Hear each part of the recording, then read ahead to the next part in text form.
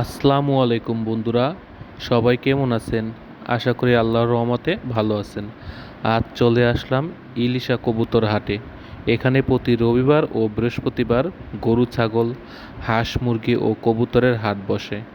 এখানে আসলে আপনারা সুন্দর সুন্দর কবুতর ক্রয় করতে পারবেন।